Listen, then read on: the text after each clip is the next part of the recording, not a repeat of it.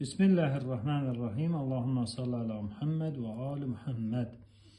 Müminatı salamlayıram. Sual ünvanlanıb Peyğəmbərimiz Muhammed sallallahu aleyhi ve alihi ve sellem Allaha səcdə edərkən nəyin üzərində səcdə edib?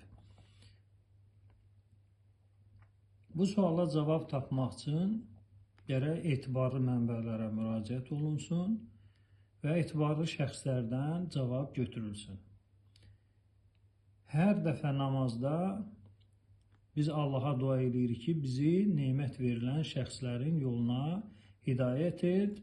Çünki onların yolu düz yoldur. Sırat- el müstəqim onların yoludur. Nemət verilmiş şəxslər Əhl-i Beytdir və bu miqdarda heç kimin şək şübhəsi yoxdur və ola da bilməz. Çünki bu bir fəzilət deyil, bu dinin bir dirəyidir. Bu mövzu, bunu heç kim inkar edə bilməz. Əhl-i Beytin icmaı, rəy birliyi höccətdir, digərlərinin icmaı və rəy birliyi höccət sayılmır. Yəni, yəqin miqdarı bu miqdardır. Əhl-i Beytin kəlamı ilə bu suala cavab verək. Qarşımda olan kitab Vəsaid-i Şiə 5-ci cild, səhifə 116 və 17-ni əhatə edən hədislər. Deməli, hədislərin məzmunu birdir. Hədislərdə gəlir ki, Allah Rəsulü buyurur ki, yer mənim üçün səcdəgah, məscid qərar verilib. Yəni, Peyğəmbər namaz qılmaq istəsə, səcdə eləmək istəsə, yerə səcdə edir. Bəziləri yer kəlməsini, yəni ard kəlməsini öz mənasından uzaqlaşdırmağa çalışır, insanları çaşdırmaq üçün. Məsələn, xalçanın üstündə durmusan, ora sənin yerindir. Maşının üstündə dayanmısan, ora sənin yerindir. Çayın içərisində dayanmısan, ora sənin yerindir. Qarın üstündə dayanmısan, ora sənin yerindir. Və s. axır. Yəni, harda dayanmısan, dəvənin belində dayanmısan, ora sənin yerindir. Orada sən səcdə eləyə bilərsən. Yəni, xüsusi bir şey yoxdur ki, ona səcdə olar və ona səcdə olmaz. Amma Peyğəmbərin kəlamına gələndə, hədislərdə Peyğəmbər ki, buyurur, məscid, yer mənim üçün səcdəgah və tahur kəlməsi gəlir. Tahur, yəni pak edici, təyəmmüm səhih olan cisimlər, torpaq və ona bənzər. Deməli, məscid torpaq və ona bənzər qismdən olmalıdır. Yenə deyirəm, bu mövzunu yalnız Əhl-i Beytin dilindən götürmək lazımdır ki, ard deyəndə nə nəzərdə tutulur? İndi hədislər oxuyacağım, həmin hədislərdə aşkarcasına, səhih hədislərdə aşkar bəlli olacaq ki, ard deyəndə, yer deyəndə ki, səcdə eləmək olar.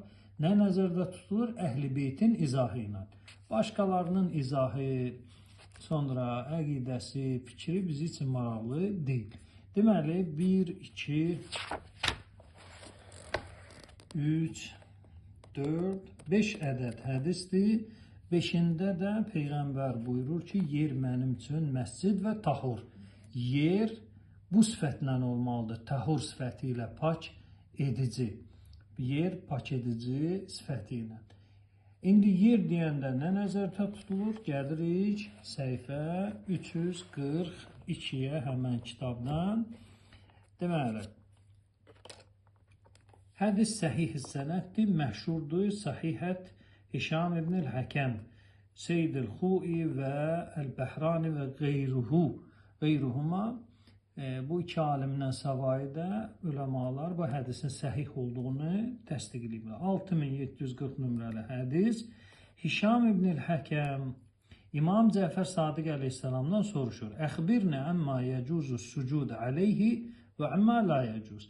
Nəyə səcdə olar, nəyə səcdə olmaz? Yəni, hər şeyə mi səcdə olar? Və yaxud mənə başa sal, ey Peyğəmbər evladı, nəyə səcdə etmək olar, nəyə səcdə etmək olmaz. Səcdə etmək, yəni nəyin üzərində səcdə etmək səhihdir, Nəyin üzərində səcdə etmək səhih deyil. İmam buyurdu: "Əs-sucudu la yecuz illə aləl ard əv alə mə ənbətəl ard." Deməli, səcdə icazəli deyil, məgər ki, yer və yerdən bitən. Yerdən bitənin də sifəti yeyilən və giyilən olmasın. Bu sifətlə, deməli, yer və yerdən bitən cisimlərə səzdə eləmək şəriət baxımından caizdir. Yəni, yer anlayışı deyəndə fəqət torpaq nəzərdə tutulmur. Torpaq və torpağın bitirdiyi hər bir şey ki, yeyilməz, geyilməz, yeyilməsi mümkün olmasın, geyilməsi mümkün olmasın, həmən o cisimlərin üzərində müəyyən şərtlərlə səcdə eləmək caizdir. Hədis səhih sənəddir. Əhl-i Beyt buyurur ki, yer və yerin bitirdiyi cisimlərə səcdə eləmək olar. Deməli, həmən kitabda səhifə 365-də 16-cı babda 4 ədəd hədisdir.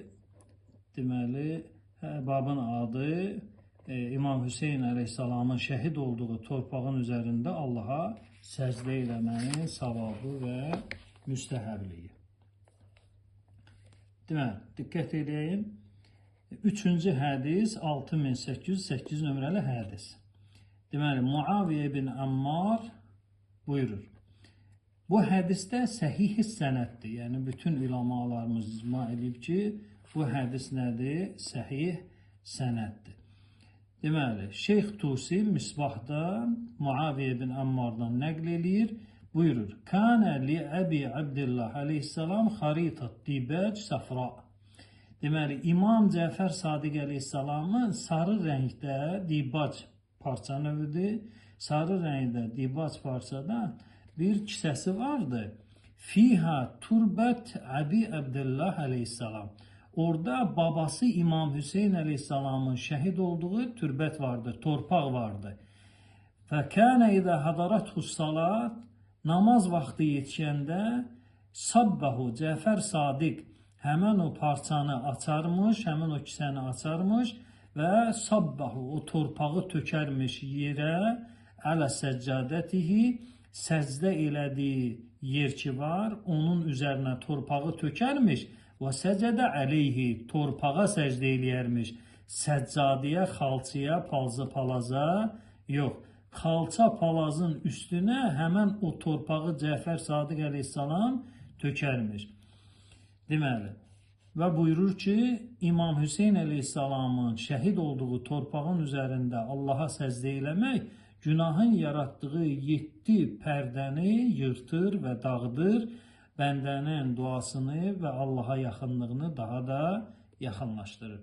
Deməli, 6808 nömrəli hədisdir. Hədisin sənədi səhihdir və s. şeyə 5-ci cild 366-cı səhifədə. Deməli, mövzumuzun xülasəsi Əhl-i Beyt buyurur ki, səcdə yalnız yerə və yerin bitirdiyi geyilməsi və yeyilməsi mümkün olmayan, insanlar tərəfindən adət olunmayan şeylərə səcdə olunacaq. Bundan başqa bir şeylərə səcdə olunsa, həmən o səcdə səhih sayılmayacaq. Bu Əhl-i Beyt mənbələrində pak Allahın höccətləri tərəfindən bizə yetişən bəzi hədislərdə, yəni az miqdarını təqdim etdim və bu miqdar da yetər. Və sallallahu ala seyyidina Muhammed və ali Muhammed.